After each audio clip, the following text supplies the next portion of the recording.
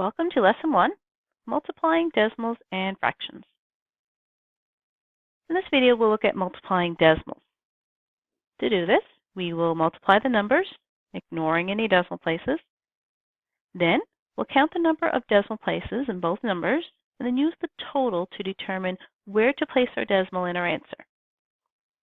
Then we'll determine the sign, remembering that a positive multiplied by a positive is a positive. A positive times a negative or a negative times a positive both give us negative answers, and two negatives multiplied together give us a positive.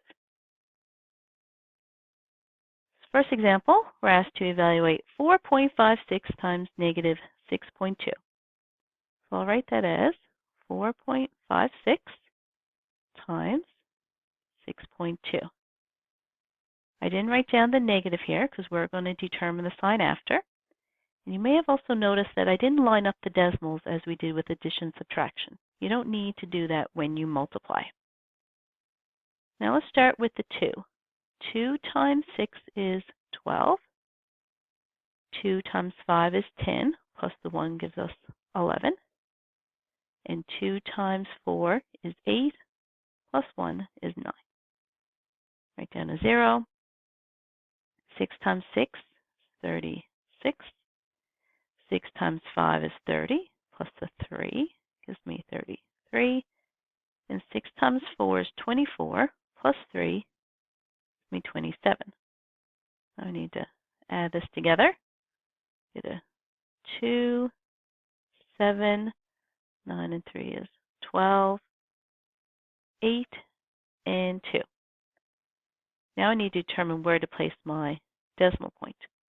If I look at 4.56, I see that that has 2 decimal places, just DP for short.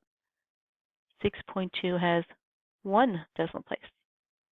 So that means that my answer altogether should have 3 decimal places. Now if I start at the right and count over 3 places to the left, that would be right here between the 8 and the 2. Now for the sign. I have a positive multiplied by a negative, and that is a negative. So my answer is negative 28.272. Now, estimation is an important tool that can be used to determine if your answer is reasonable. So if I were to estimate the answer here, I would round 4.56 to 5. And I would round negative 6.2 to negative 6. Now if I multiply this together, 5 times negative 6, that's negative 30. So the fact that I got negative 28.272, that shows me that my answer is very reasonable.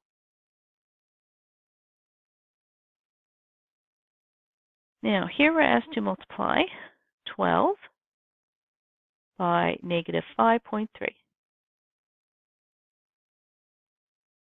start with 3 times 2, which is 6. 3 times 1, which is 3. Write down a 0.